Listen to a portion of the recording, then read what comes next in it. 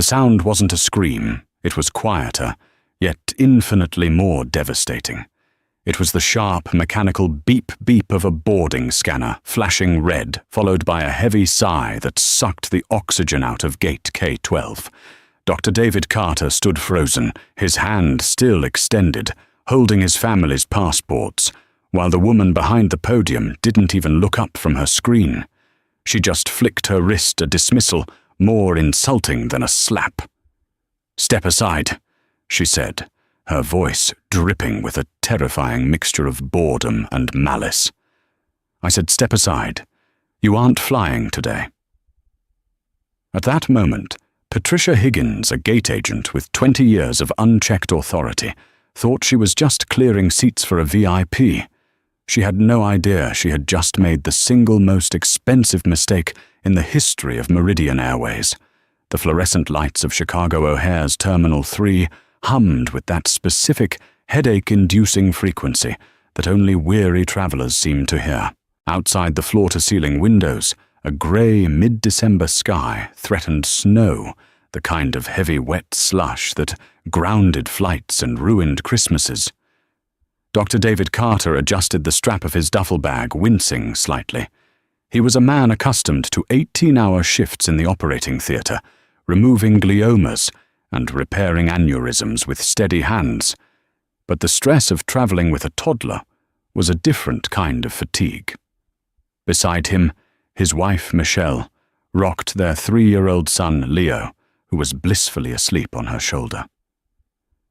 "We made it," Michelle whispered, checking her watch. 40 minutes to spare. I thought that Uber driver was going to kill us on the Kennedy Expressway. David smiled, the lines around his eyes softening. "We're good. Boarding doesn't start for another 10 minutes. Let's just get near the gate, maybe find a corner to charge the iPad, just in case Leo wakes up and chooses violence." They were a picture of the American upper-middle class, though you wouldn't know it from their attire. David was in a faded grey hoodie and sweatpants, his recovery gear after a marathon surgery the day before.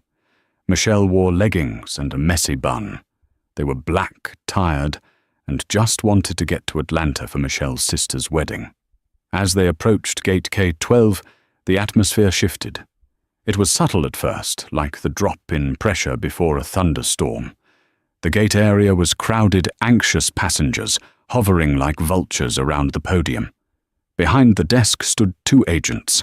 One was a young man, barely 20, typing furiously and looking terrified. The other was a woman in her late 50s, with hair dyed a severe shade of brassy blonde, pinned back so tightly it pulled at her temples.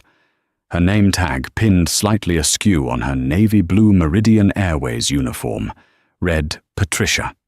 Patricia Higgins didn't just work at the gate, she occupied it. She moved with the sluggish, deliberate confidence of someone who knew that in this specific square footage of the airport, she was God. She was currently chewing gum with an open mouth while staring down a frantic businessman. "I don't care what the app says, sir," Patricia droned, not making eye contact. "The overhead bins are full for Group 4. You check the bag or you don't fly. Pick one." The businessman sputtered, "But I'm Group 2, I just—" "Next!" Patricia yelled over him, looking past his shoulder. David exchanged a look with Michelle. "Rough day at the office," he muttered. "Just keep your head down," Michelle advised, shifting Leo's weight. "I don't want any trouble. Let's just get on the bird." They found a small patch of carpet near the window. David pulled out his phone. He had a notification from the hospital, a follow-up on a patient he'd operated on 2 days ago. Stable. He exhaled. The hardest part of his week was over. Now it was just family time. Attention passengers of Meridian Flight 492 to Atlanta.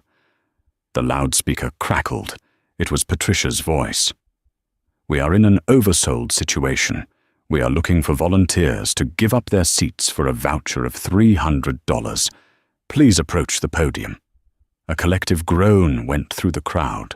No one moved, $300 was an insult for a Friday evening flight before a holiday weekend. David watched the podium. He saw Patricia pick up the landline phone, her eyes scanning the waiting area. Her gaze swept over the crowd past the businessman, past a group of college students, and then settled. It settled on David and Michelle.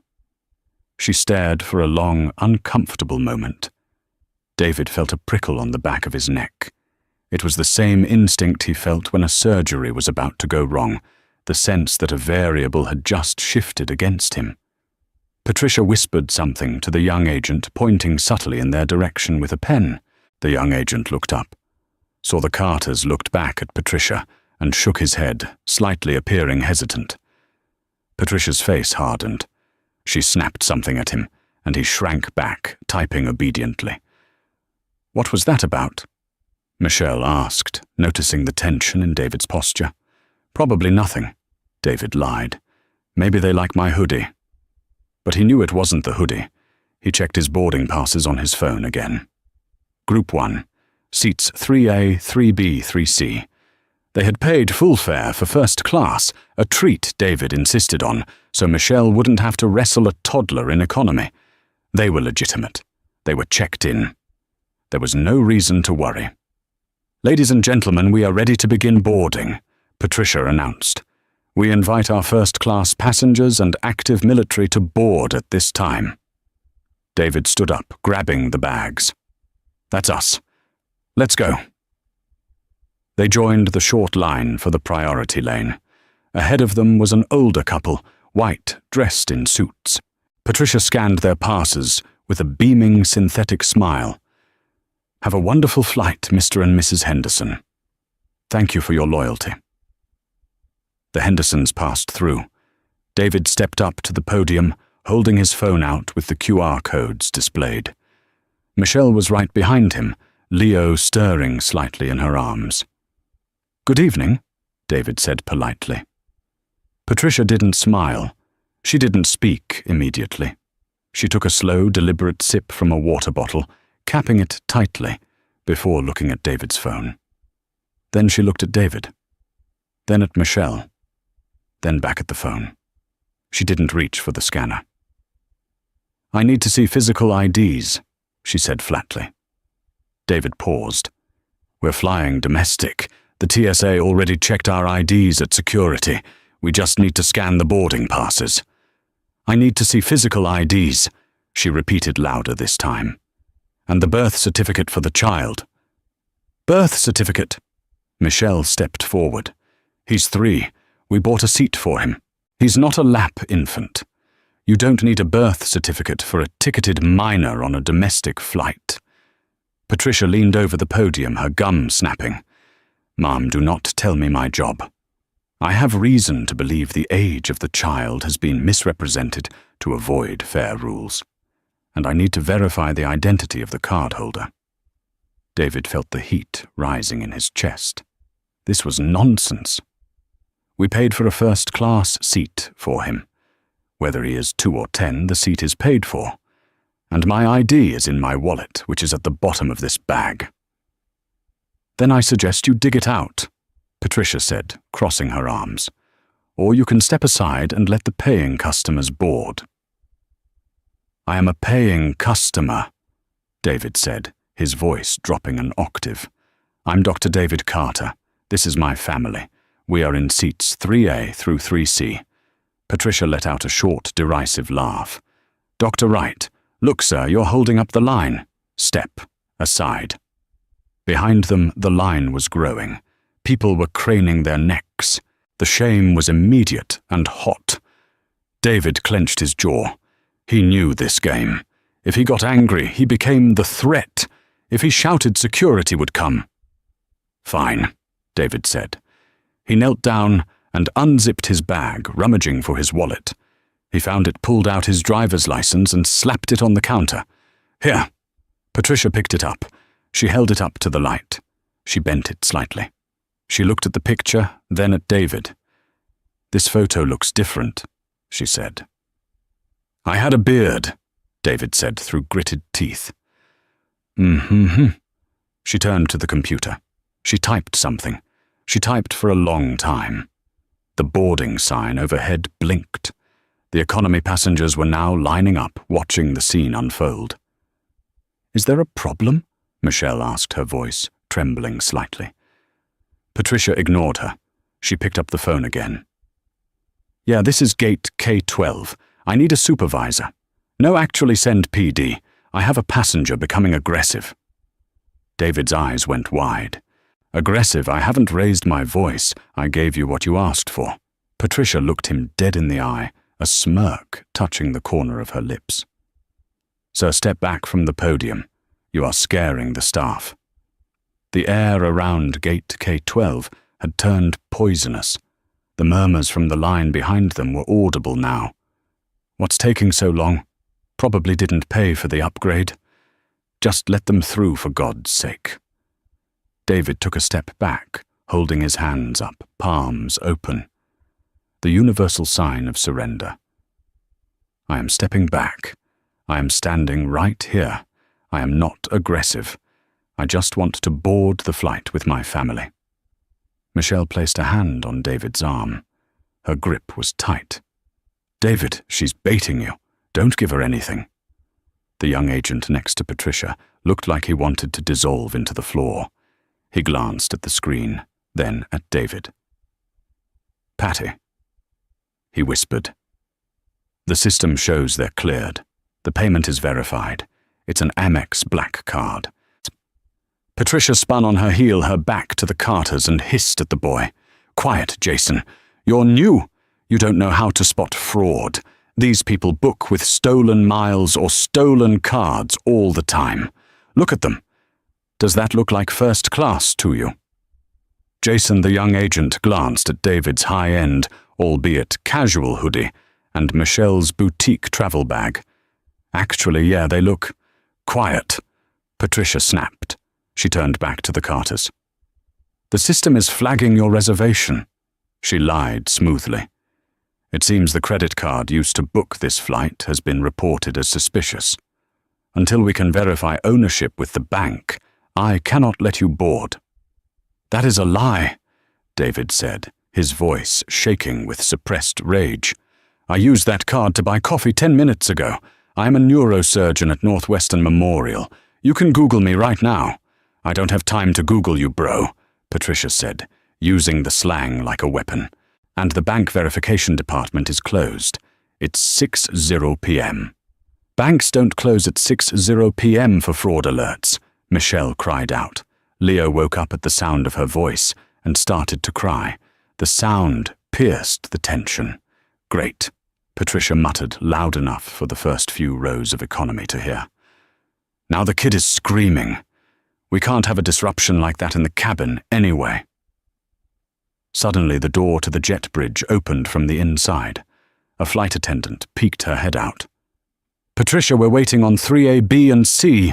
Captain wants to push back early to beat the snow." "There's an issue with the passengers," Patricia said loudly.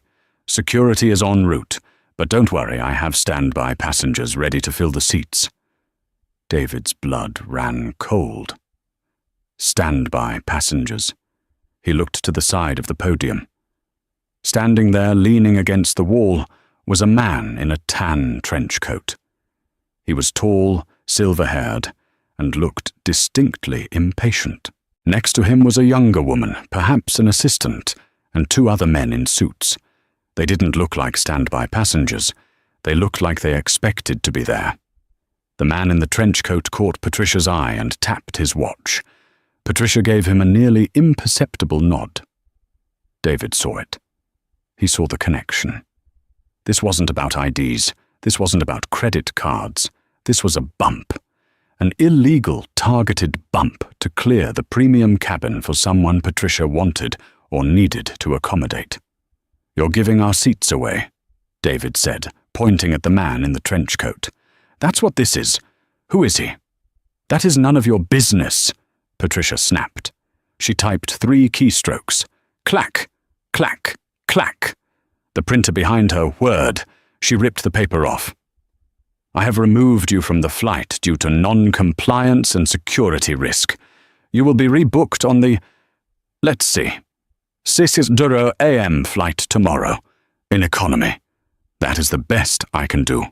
"You can't do that," Michelle shouted. "My sister's wedding rehearsal is tomorrow morning." "You should have thought of that before you acted up at my gate," Patricia said, her eyes gleaming with triumph. She looked over David's shoulder. "Officers over here." 2 Chicago police officers were jogging down the concourse. They saw a black man in a hoodie standing aggressively close to a female gate agent, his wife shouting. They saw what Patricia wanted them to see. One of the officers, a burly man with a mustache, put his hand on his belt. "Sir, back away from the counter, now." "I haven't done anything," David pleaded, turning to the cops. "She's stealing our seats. I'm a doctor. I have my family here." "Sir, I'm not going to ask you again," the officer barked, closing the distance. "Grab your bags and walk away, or you're leaving in cuffs." David looked at the officer, then at Patricia. Patricia was smiling. It was a small, tight smile of absolute victory. She turned to the man in the trench coat. "Mr. Pellington, so sorry for the delay. If you and your party would please step forward.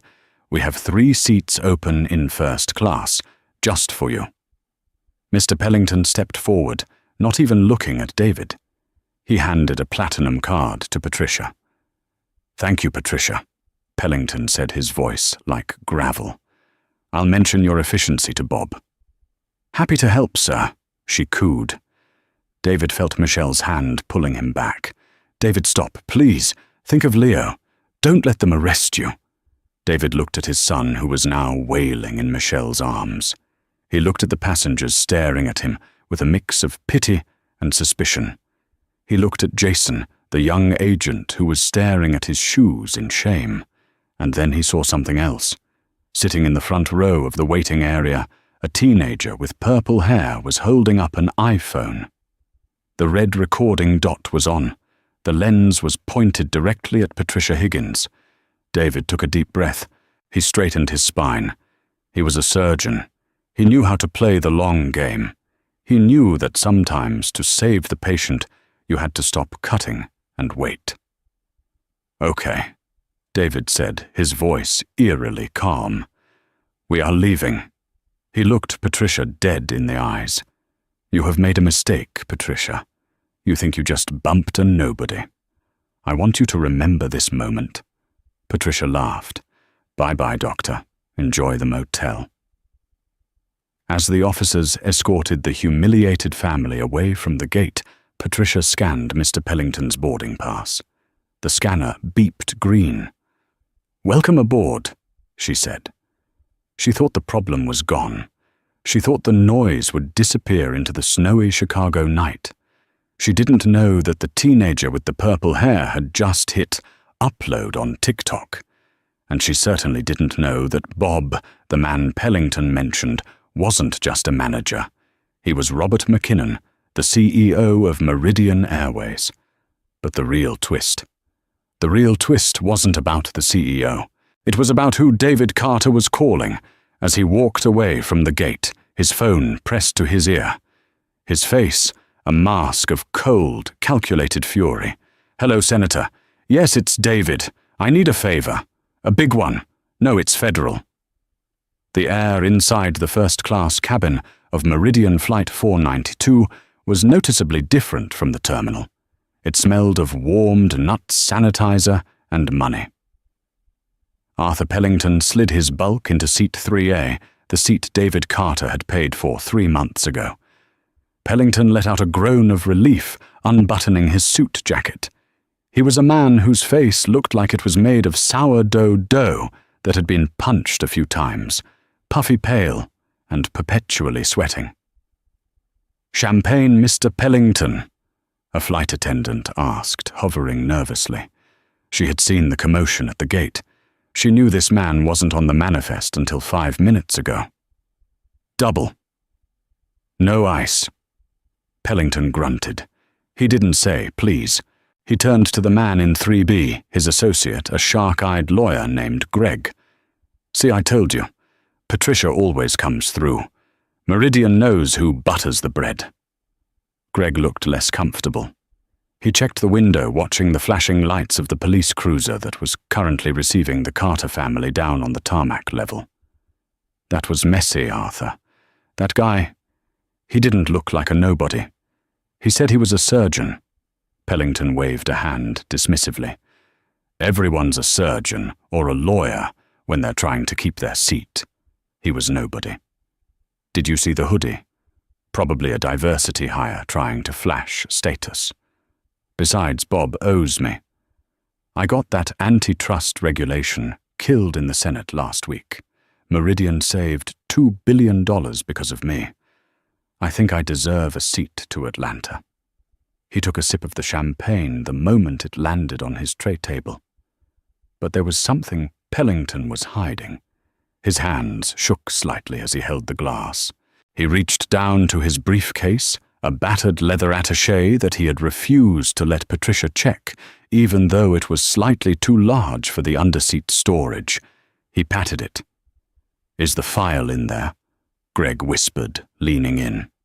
"The only copy," Pellington whispered back. "Hard drive and the physical ledger. If the SEC gets this, Meridian stock goes to zero and I go to federal prison. We get this to Bob in Atlanta. Tonight he burns it and we're clear." Pellington chuckled darkly. "That gate agent, Patricia. She thinks she just did a favor for a VIP. She has no idea she just acted as an accessory to obstruction of justice." Back inside the terminal, the gate area was clearing out. The jet bridge door was closed. Patricia Higgins sat back in her chair, feeling the adrenaline dump. She popped a fresh piece of gum into her mouth. She felt powerful.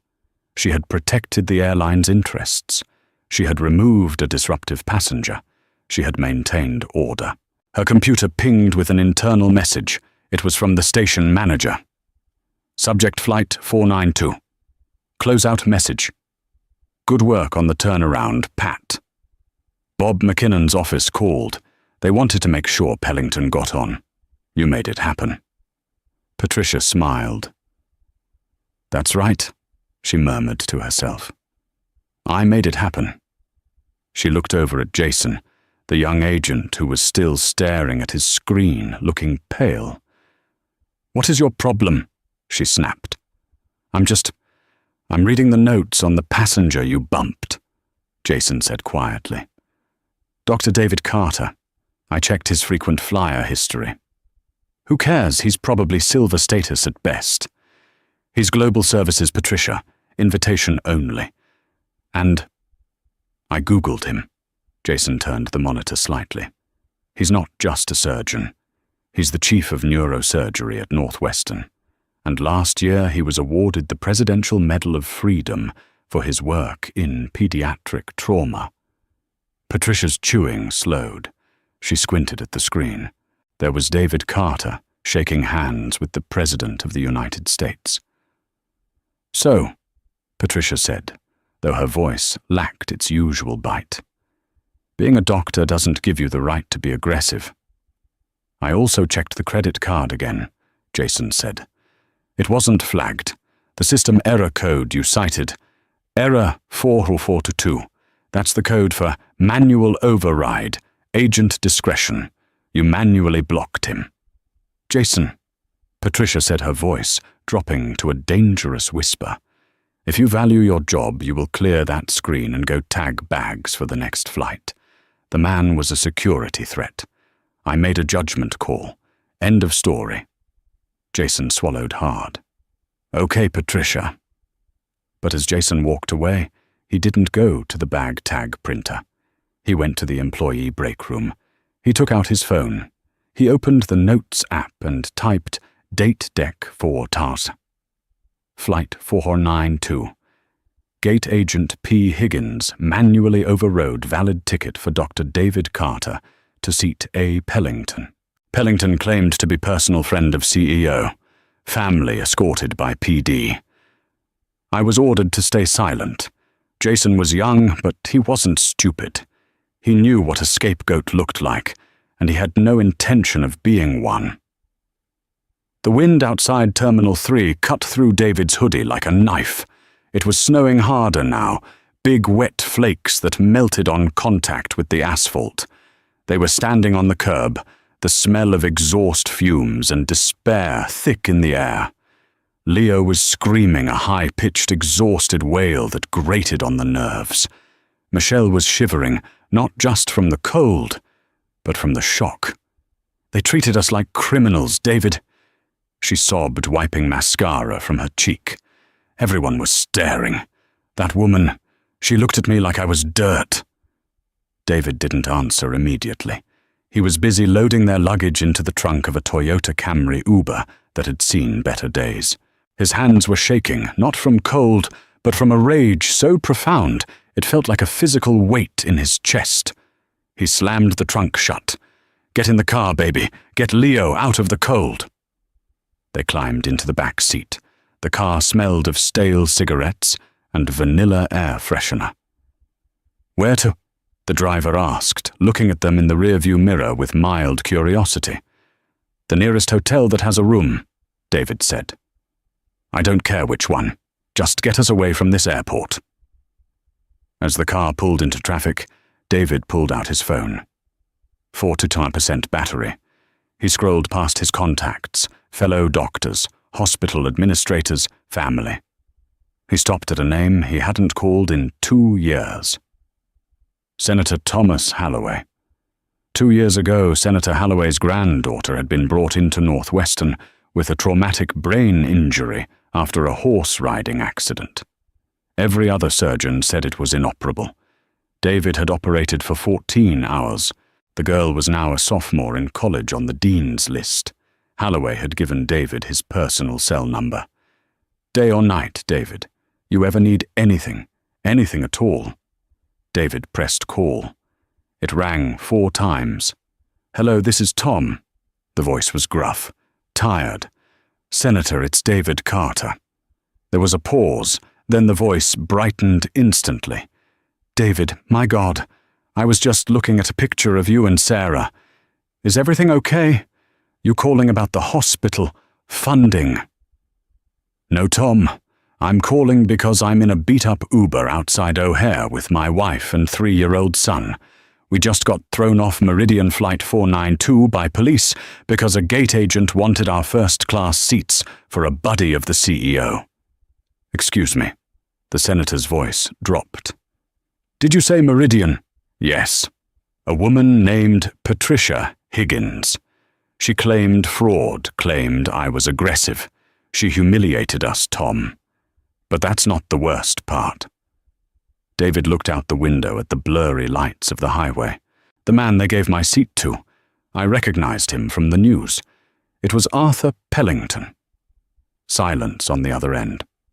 A long, heavy silence. "David," the senator said slowly, "are you absolutely certain?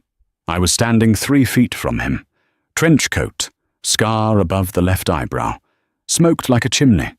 The agent called him Mr. Pellington, and he mentioned he was meeting Bob Robert McKinnon in Atlanta."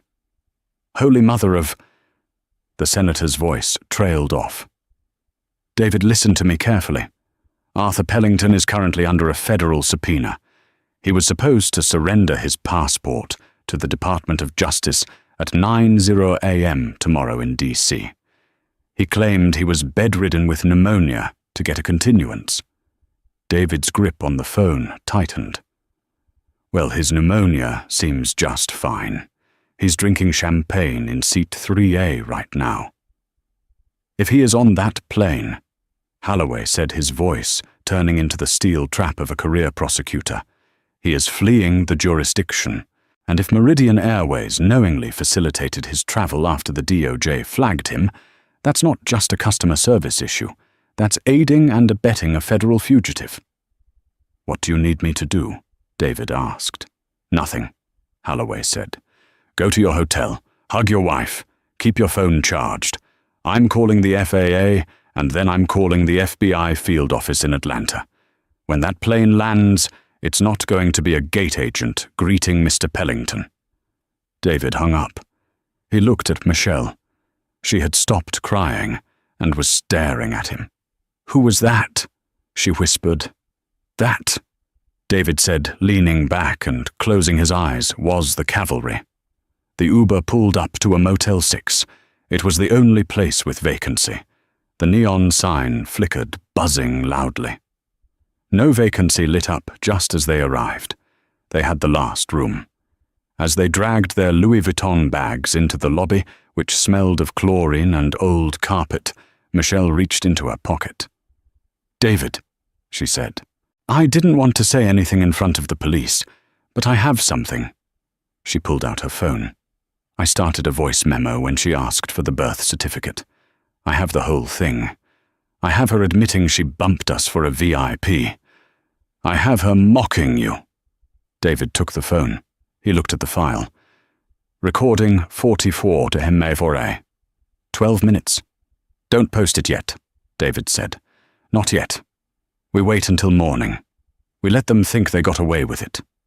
While the Carters tried to sleep in a room where the heater rattled like a chainsaw, the internet was waking up.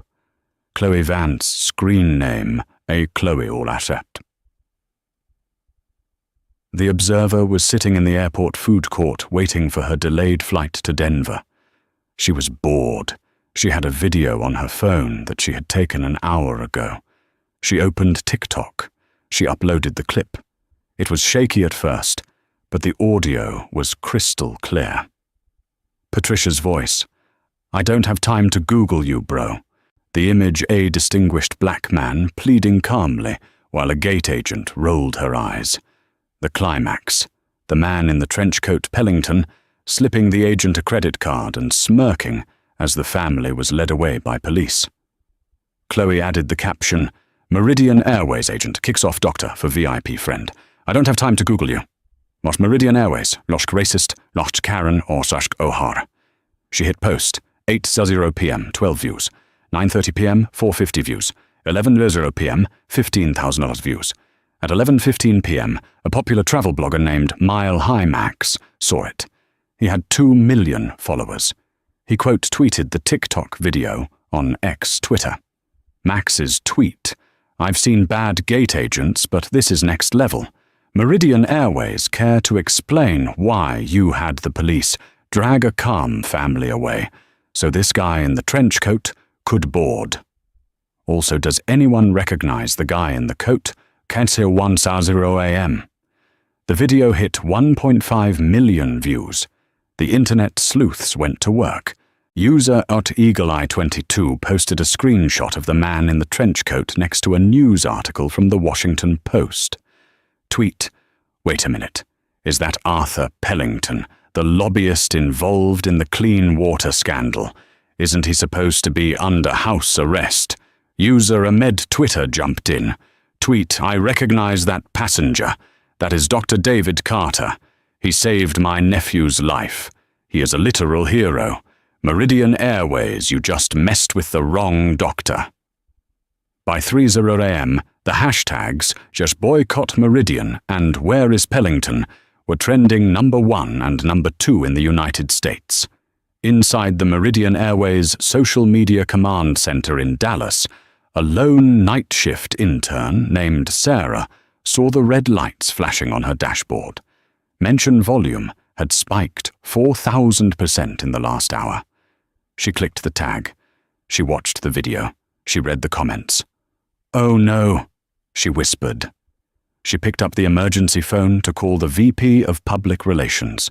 "I know it's 3 a.m., sir," she stammered when he answered. "But we have a situation, a catastrophic one, and I think the FBI is being tagged." Back at the Motel 6, David's phone buzzed.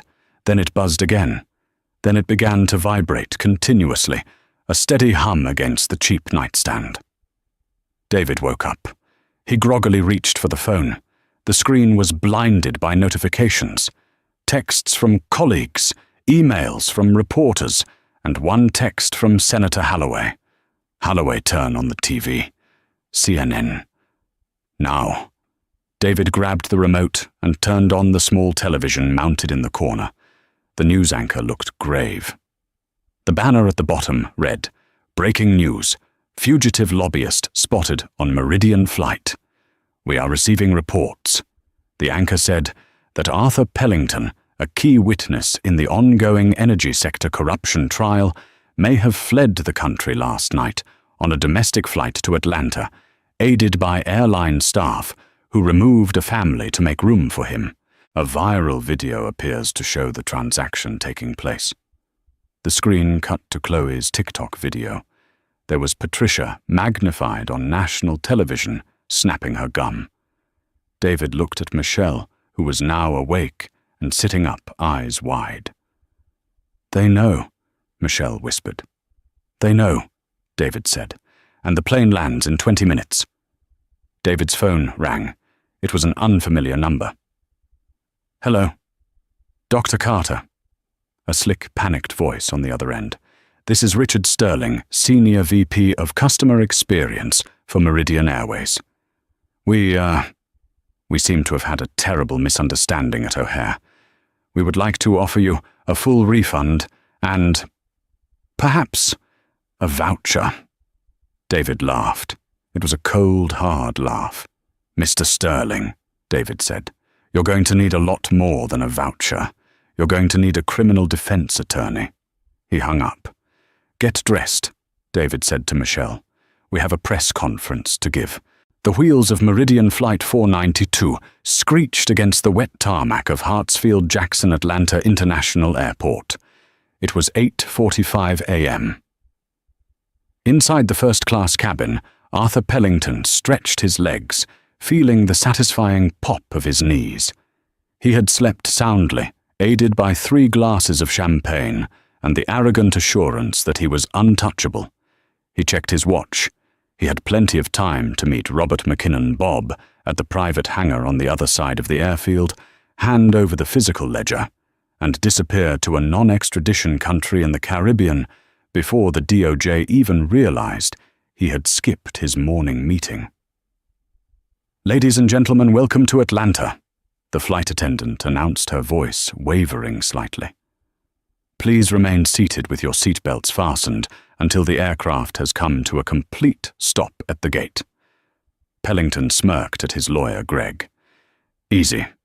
We walk off. We get in the car, we're gone." But as the plane taxied, Greg frowned, looking out the window. "Arthur, why are we stopping here? This isn't the gate." Pellington looked out. They were on a remote apron far from the terminal. The engines whined down into silence. The cabin lights flickered on, bright and harsh. "Probably a gate hold." Pellington grunted, reaching for his briefcase. "Traffic is terrible." Then the pilot's voice came over the intercom. It wasn't the usual, "Thanks for flying with us" speech. It was tight-clipped and serious. "Folks, this is the captain. We've been directed by air traffic control to hold our position on the tarmac. We have been informed that federal authorities need to board the aircraft. Please remain in your seats and keep the aisle clear. Do not, I repeat, do not stand up." A ripple of confusion went through the cabin. Pellington froze. His hand hovered over the latch of his briefcase. "Arthur," Greg whispered, his face draining of color. "They found us." "Shut up," Pellington hissed. "They can't know. Patricia wiped the manifest. My name isn't on the list." Through the window, blue and red lights erupted in the gray morning mist. It wasn't just one car. It was a fleet. 3 black SUVs with government plates and 2 Atlanta PD cruisers swarmed the plane. A mobile stairway truck raced toward the forward cabin door. The first-class cabin fell dead silent. Every passenger turned to look at Pellington, the man in the trench coat who had bumped the family in Chicago. The cabin door opened with a heavy mechanical thud. Cold air rushed in. 2 men in windbreakers emblazoned with FBI stepped onto the plane, followed closely by a U.S. Marshal. They didn't look at the flight attendants. They didn't look at the other passengers. The lead agent, a tall man with a buzz cut, held up a tablet. He looked at the seat assignment, then looked directly at seat 3A. "Arthur Pellington," the agent boomed. Pellington tried to bluff. He stayed seated, feigning confusion. I think there's a mistake. I'm just traveling for business. Arthur Pellington. The agent repeated, stepping closer, his hand resting on his holster. You are under arrest for flight, to avoid prosecution, obstruction of justice and conspiracy to commit wire fraud. Stand up, hands where I can see them. This is harassment, Pellington shouted, finally standing up, his sourdough face turning beet red. Do you know who I am? I am a personal friend of Robert McKinnon. I will have your badges. Mr. McKinnon is currently having a similar conversation with our colleagues at his office, the agent said calmly. Turn around. The click of the handcuffs was loud in the silent cabin. As they hauled Pellington into the aisle, the agent looked at the briefcase under the seat. Is that the bag? That's it, the second agent said, bagging it as evidence. The ledger. Pellington was dragged off the plane, kicking and screaming obscenities about his lawyer. As he was led down the stairs, the passengers in economy, who had been watching through the gaps in the curtain, broke into spontaneous applause. But the FBI wasn't done. The lead agent stopped at the cockpit. He looked at the pilot. Captain, we need the flight manifest and the digital logs from the gate agent in Chicago. We have a warrant for the electronic communications of one Patricia Higgins. The next morning, Chicago O'Hare. The storm had broken. The heavy, suffocating grey skies that had choked Chicago the previous evening had given way to a brilliant, piercing blue. The sun reflected off the snow-covered tarmac, creating a world that looked scrubbed clean. Patricia Higgins parked her car in the employee lot, stepping out into the crisp air. She took a deep breath, filling her lungs with the scent of jet fuel and de-icing fluid, the perfume of her profession. She felt light, buoyant even.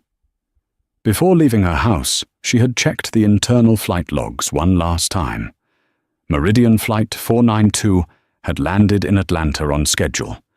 The manifest was closed. Pellington was gone. She adjusted her scarf, checking her reflection in the side mirror. She looked like a woman who got things done. In her mind, the previous night's unpleasantness was already a fading memory, a necessary skirmish to protect the airline's bottom line. She imagined the email she would likely receive later that day from the station manager, or perhaps even a handwritten note from Bob McKinnon himself. Patricia, your discretion is invaluable. Maybe a bonus. Maybe that promotion to terminal lead she had been coveting for 5 years. She walked toward the employee entrance of Terminal 3 with a stride that commanded attention. She was the queen of gate K-12, and her reign was secure. She reached the security turnstile, a familiar steel gate she had passed through thousands of times. She fished her ID badge, her key to the kingdom, from her purse and tapped it against the black plastic reader with a practiced flick of her wrist. Beep, beep. A harsh red light flashed on the small LCD screen. Access denied. Patricia frowned, her brow furrowing in annoyance. Stupid machine, she muttered, assuming it was the cold affecting the sensors. She rubbed the magnetic strip of her badge against her navy blue skirt, wiping away invisible dust, and tapped it again, harder this time. Beep, beep. Access denied. Oh, come on, she groaned. She looked through the plexiglass partition at the security desk. Jerry, a guard she had known for a decade, a man she often shared gossip with over stale coffee, was sitting there. He was staring intensely at his logbook, his shoulders hunched. Hey, Jerry, she yelled, rapping her knuckles against the glass. System's glitching again. Buzz me through, I'm running late for the morning briefing. Jerry didn't look up. He didn't reach for the buzzer. He didn't smile. He turned a page in his logbook with agonizing slowness, his posture rigid. Jerry, she snapped, her patience vaporizing. I am talking to you, open the gate. Finally, Jerry looked up. There was no warmth in his eyes, only a mixture of pity and fear. He shook his head slowly. "I can't do that, Pat." "What do you mean you can't? I'm the senior gate agent. I have a shift in 10 minutes. Not anymore," a deep baritone voice said from directly behind her. Patricia spun around. The blood drained from her face so fast it left her dizzy. Standing there were not airline managers, but two men in charcoal suits that fit too well to be airport security. They wore earpieces and serious expressions. Behind them stood the terminal manager, a man named Henderson, who usually greeted her with a smile. Today he looked like he was about to vomit. He was staring at the floor, refusing to meet her gaze. "Patricia Higgins," the taller of the two suits asked. He didn't sound like he was asking a question. He sounded like he was reading a verdict. "Yes," she stammered, clutching her purse. "Who are you?" "I'm Special Agent Miller, Department of Transportation, Office of Inspector General. This is Agent Lewis from the FBI." The world tilted on its axis. The sounds of the airport, the distant announcements, the rolling luggage, the hum of the conveyors seemed to fade into a dull roar. "FBI." Patricia let out a high-pitched, nervous laugh. "Is this a joke? Is this about the computer glitch?" "It's not a glitch." "Ms. Higgins," Agent Miller said. He reached behind his back and produced a pair of stainless steel handcuffs. They glinted in the morning sun. "We are placing you under arrest." "Arrest!" Patricia shrieked, the sound echoing off the concrete walls of the employee corridor. "For what I just did my job. I bumped a passenger. That is standard procedure. That's not a crime, or bumping a passenger isn't a crime," Miller said, stepping into her personal space. He took her wrist, his grip firm and professional. "But manually overriding a federal security protocol error code 442 to aid a known fugitive is. Falsifying a federal flight manifest to conceal the identity of a passenger under subpoena is a felony.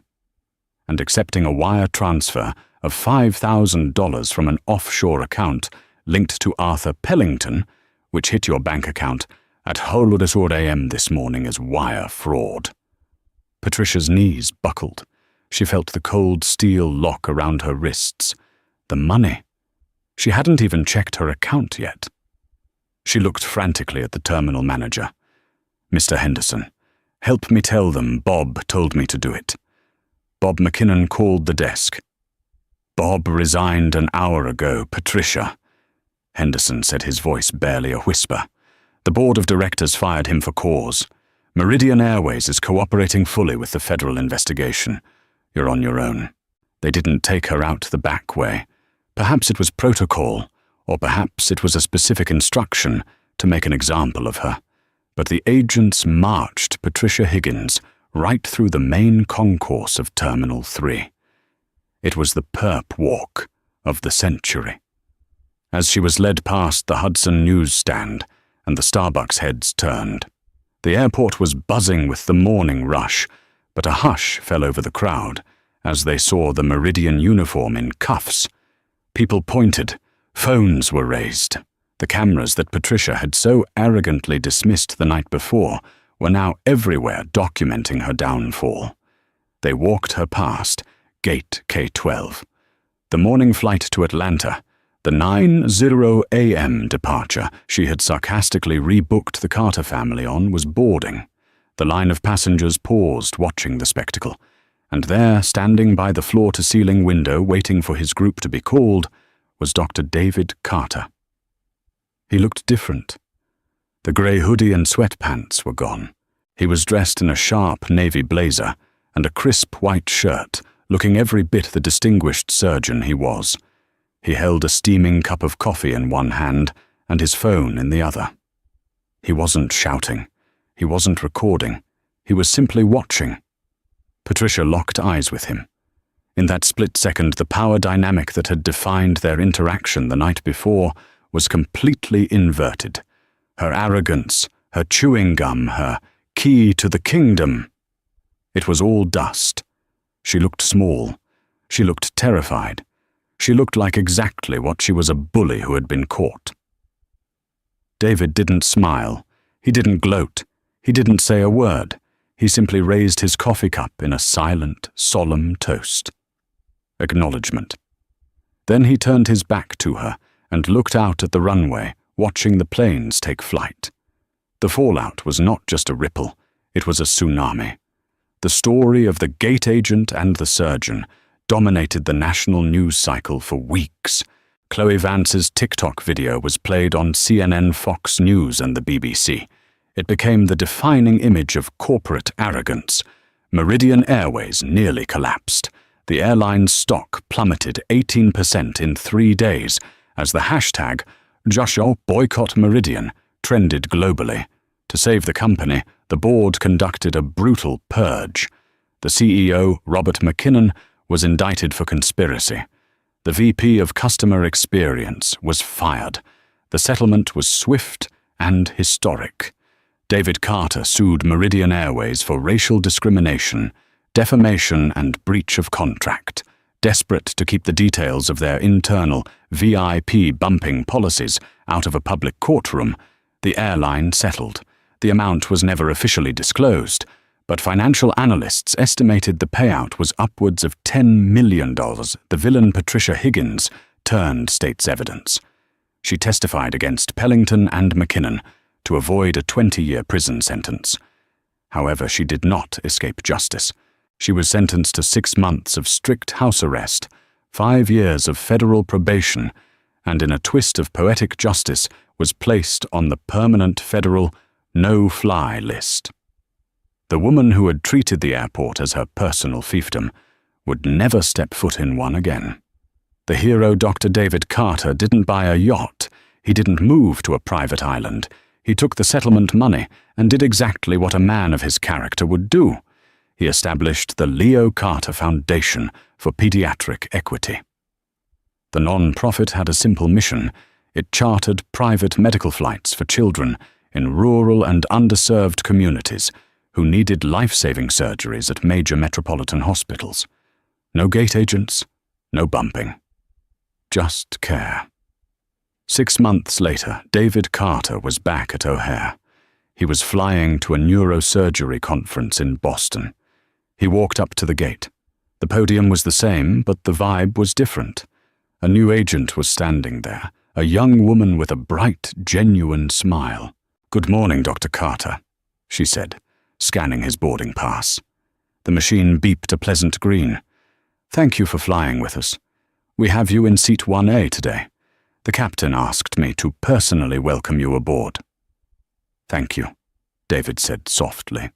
He walked down the jet bridge, the sound of his footsteps echoing on the metal. As he reached the door of the plane, he paused. He tapped the side of the fuselage twice with his palm. It was a new superstition, a reminder. He realized then that karma isn't just about revenge. It's about balance.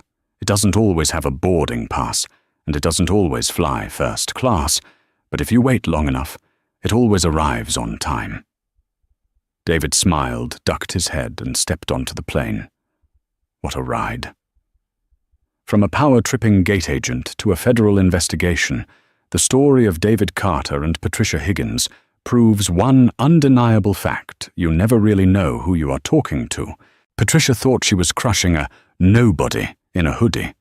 Instead, she dismantled her own life, took down a corrupt CEO, and accidentally funded a charity that will save thousands of lives. It is a harsh, necessary lesson in humility, dignity, and the terrifying, wonderful power of the truth. The world is watching. Be kind. If this story got your blood boiling and your justice boner raging, do me a huge favor.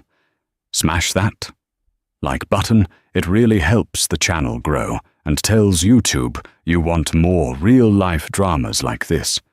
And if you haven't already, hit subscribe and ring the bell so you're the first to know when the next story drops. I've got a wild one coming up next week about a HOA president who tried to tow an undercover FBI surveillance van. Trust me, you do not want to miss that. Thanks for watching. Stay safe, and remember, treat people with respect, or you might end up on the no-fly list. See you in the next one.